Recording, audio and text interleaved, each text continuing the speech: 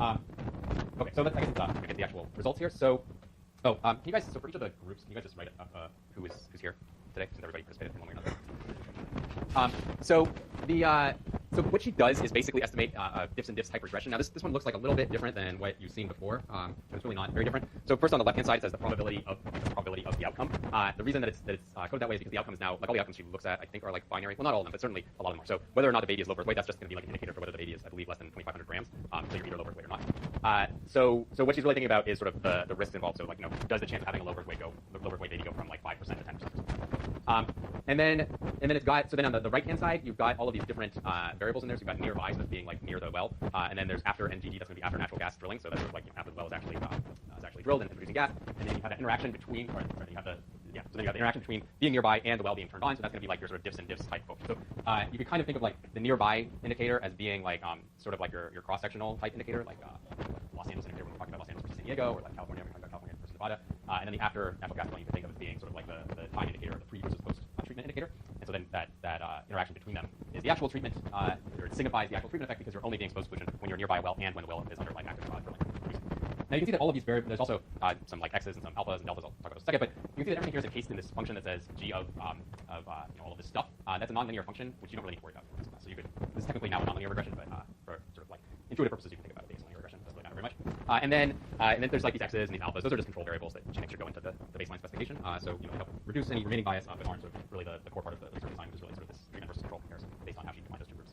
The thing that's a little bit tricky here and is a little bit different than some of the other diffs and diffs type studies that you guys have seen before is that after NGDIT term, like, so I said that was basically like a pre versus post treatment indicator, and it is, but it's something that actually varies across wells. So typically we think about saying like, we're analyzing the effect of some policy, and the policy became active in 2010, and so we're going to put an indicator in the regression that the time period you're looking at is after 2010. Here it actually, that after NGD term could be like after 2007, or it could be after 2008, or it could be after 2009, because it actually varies by well. So it's not just an indicator that like turns on at a given date and is off before that. It really sort of the date at which it turns on is going to depend on which well you're looking at. And then of course, when you have these permitted but never developed wells, then it never turns on for those wells. So that's why they always stay as controls.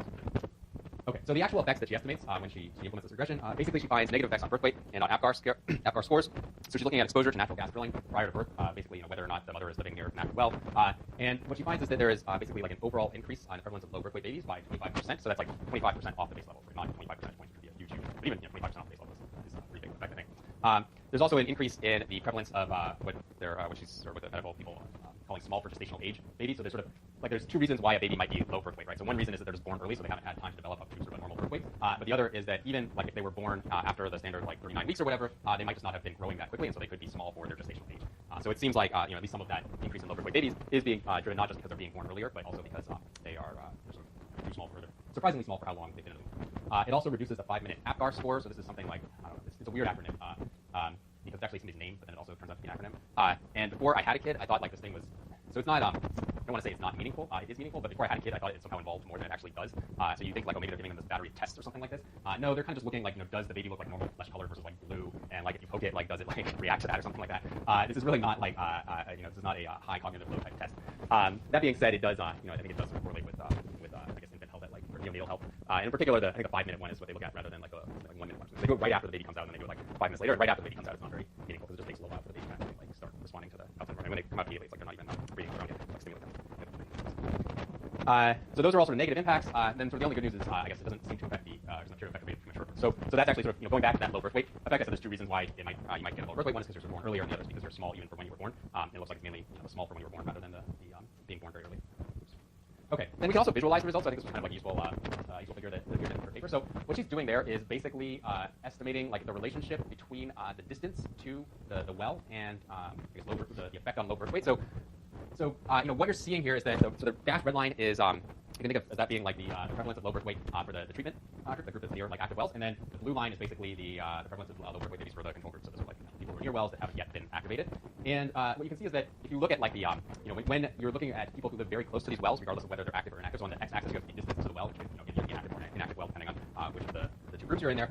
So when you look pretty close, so from like 0.5 kilometers out to like maybe 1.5 or 2 kilometers, there seems to be a pretty big difference between these two these two series. So the I guess it peaks around like right around like 1 kilometer, 0.5 to 1 kilometer. You're looking at something like a 1.5 percentage point higher prevalence of low birth weight for the treated group than the control group, probably. It's going from about like 0.075 to 0.075. But then as you get further and further out, those two series seem to converge somewhat, and they actually sort of cross around 4.5. So what this is suggesting is, there is a big impact, or there is a notable impact of being close to the well, being close to active well, when you're within like maybe a couple kilometers. But once you get out to distances of maybe 3, certainly like 4 or 5 kilometers, it seems like the differences disappear. So this is kind of justification for like the 2.5 mile radius she used. Now again, this thing's a little weird is that the radius I think is in miles. I think we'll go double check that, but the radius she was using was miles, and this figure is kilometers. But even so, 2.5 miles should be about like 4 kilometers or so. So you can see that's kind of the range in which the difference between the two series is disappearing. I should also say that she doesn't have essentially like confidence intervals on these lines to give you a sense of what the like statistical precision is here. But I can guarantee you that especially like getting out into this range, the differences between those two series is not going to be significant. So you can really think that's kind of converging after about 2 kilometers or so. Okay, so then the last couple things that you want to think about are basically, okay, well, what are the policy implications of the findings? So she does do essentially, we think of as something a back of the envelope type of calculation regarding the cost of the negative externalities. And so by her calculations, I think it turns out to be somewhere in the tens of millions of dollars, given what she's measured here. So she takes an estimate from the literature, which puts the cost of a low birth weight or premature birth at about $50,000 per infant in the first year. So I think that's primarily driven by the treatment costs. You would not believe how expensive it is to have like a baby in the NICU, but that's the point about the healthcare part, of course. That's of course not going to be you could think there could be other costs. So particularly in the long run, if there were like sort of lost earnings costs, like if the premature babies or low birth weight babies end up doing worse than they would have had they not been low birth weight, which there was a recent paper that was, I think this report came in the American Economic Review and was certainly mentioned in the New York Times, which looked at the relationship between birth weight and like lifetime earnings or earnings 30 years later or something like that, and did find a significant relationship. Now that you don't necessarily want to view that as being a causal relationship, but it certainly is at least suggestive that being low birth weight has negative implications even beyond whether or not you survive the first year.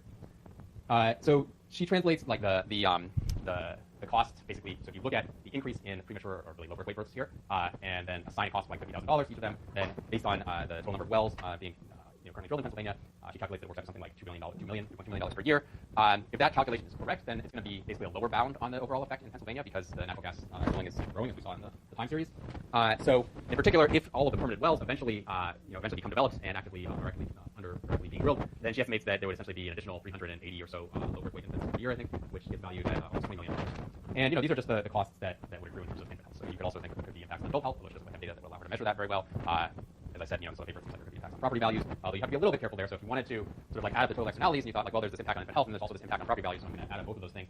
In principle, the property value impact might actually be accounting for some of the infant health impact, just like sort of the equivalent of if we went to the Lucas Davis study and said, we're going to add up the impact on property values and then also add up the actual sort of cost of leukemia. Presumably, the impact on property values is reflecting some of like the expected treatment costs, for the various reasons why the households don't want to move into that area. A potential policy would be to think about like regulating the allowable distance between drilling activity and nearby residences. So her evidence would suggest maybe 1.5 miles. The idea would be essentially like, why don't we just make sure that nobody lives within a mile and a half of wherever we're going to drill? Which if you're in a sufficiently rural area, that's probably feasible. Although as you get closer to like reference, it might just be possible. That seems like it would maybe be a sensible thing for Pennsylvania. Whether or not that result would apply to other states, I think it's an open question, just because you have like different geology and everything. So who knows whether or not her results would carry over to other states. Then the last thing to consider as well, another possibility is not develop that resource at all. But depending on what country you're in, there's potentially like a lot of this like unconventional natural gas reserves relative to the existing gas reserves. So the pink or purple, I guess pinkish like circle is the gas reserves that can be developed without fracking, and then the blue circle is what they estimate to be sort of the technically recoverable shale gas resources if they use fracking. And so for somebody, so for the U.S. actually it's not even that difference. Obviously, there's a lot more available if you are willing to engage in hydraulic fracturing, but it's not as stark as some of the other places like China or France. So I mean, China, you would think, I don't even know whether they're good, but I think they're definitely doing that because natural gas is. So the thing with China is right now to meet their demand for electricity, they built a ton of coal plants, which is terrible from a carbon perspective and terrible from an air pollution perspective. And so whatever the negative externalities of going after the shale gas would be, it couldn't possibly be as bad as all of their coal plants. So I would think they would be trying to. I mean, I assume they are, but I would think they're doing everything possible to develop as much of their natural gas as possible. You can see France basically has no proven gas reserves without fracking, but actually has a lot with them. So I think, as I said at the beginning, I don't think it's like.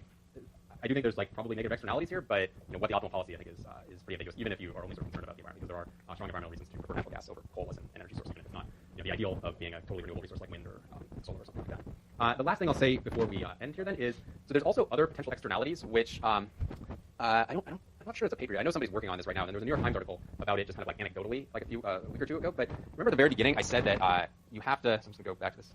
So there's this like, there's these trucks. It says roughly 200 tanker trucks deliver water for the fracturing process. So it turns out, given the number of wells under development and the number of like trucks that are needed to develop each well, that this process actually involves like huge increase in truck traffic along roads where there like previously wouldn't have been a lot of truck traffic, and it seems like that may actually be showing up in like fatal accident statistics. So that basically one of the other externalities, which is seemingly of like not at all a trivial magnitude, is just that you're you have to truck in all this water and potentially truck out all the wastewater, and doing so potentially involves like having accidents and anytime a big rig is hitting a car, the car doesn't do very well. So curiously, just kind of like the transportation of these fluids and stuff might actually have as big or even bigger externalities as the potential for water pollution. And you kind of see the same thing with like the oil reserves. Like so, we have like the shale oil in Montana or in like I don't know, South Dakota or North Dakota and stuff. And they don't have pipelines that run there, so now they have to transport it by rail. And we've seen some pretty bad accidents, almost spectacular, which was in like Quebec, where the train was like unsecured and it crashed into the middle of the town and blew up and like dozens of people died. Interestingly, just sort of transporting either the water that's used in the fracking process or the stuff that actually comes out in the case of oil turns out to involve some pretty substantial externalities beyond the sort of normal externalities that you would think about in terms of like potential pollution. Okay, so can you guys give me your like rosters for your groups in terms of who's here today? And then see you on Monday. Thanks.